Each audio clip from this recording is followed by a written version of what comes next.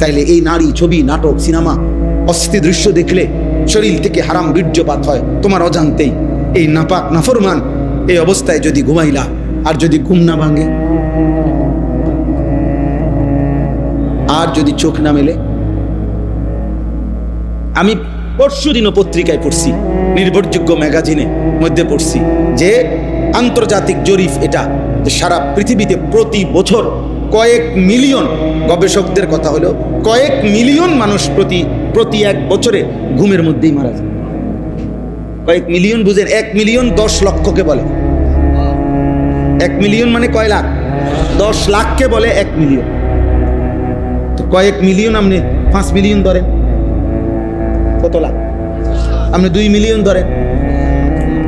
এই প্রতি বছর গবেষকদের কথা হলো কয়েক মিলিয়ন মানুষ শুধু ঘুমেই মারা যায়। আমার বোন জামাইয়ের এক চাচা, আমিও দেখছি উনারে ছোটবেলায়, একবার জলদ প্রফেসর সাহেব ছিল, কলেজের প্রফেসর ছিলেন, মাশাআল্লাহ ভালো মানুষ ছিলেন। জলজ্জান্ত মানুষ ঘুমাইছে, সকালবেলা আর দরজা খুলে না, খুললে এরপরে ভাঙ্গা দরজা দেখছে, লোকটা ঘুমের মধ্যে কখন যেন মারা গেছে। কোরআনুল কারীমে আল্লাহ বলছে, সূরা জুমারের মধ্যে আছে, প্রত্যেক মানুষের কে আল্লাহ তাআলা তার রুহু তার দেহ থেকে 2 বার আলাদা করে।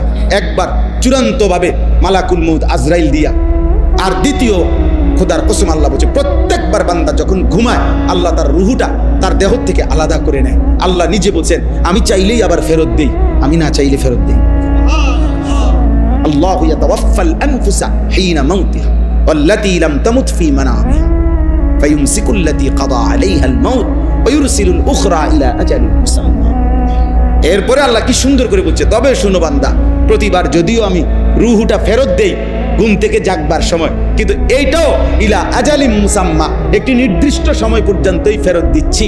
এই ফেরত দিলেও তুমি ধোকা খাইও না যে কোনোদিন আটকাবো না, না সত্যি সত্যি একদিন রুহুটা একবার নেব আজরাইল দিয়া, আর কোনোদিন ফেরত দেব। 30 বছর ফেরত দিছি, 60 বছর হয়তো ফেরত দিছি, প্রতিবার ঘুমের কারণে বারবার ফেরত দিছি। এটা দেখে মনে করো না যে আমি প্রতিবার, না, একদিন আমার আসবে যেদিন আমি নেব রুহুটা, সেদিন আমার দেব। সেদিন স্বজন কাঁদবে, স্ত্রী কাঁদবে, সেদিন ছেলে মেয়ে চিল্লাইবে, পুরা গ্রাম কাঁদবে, পুরা বাড়ি কাঁদবে।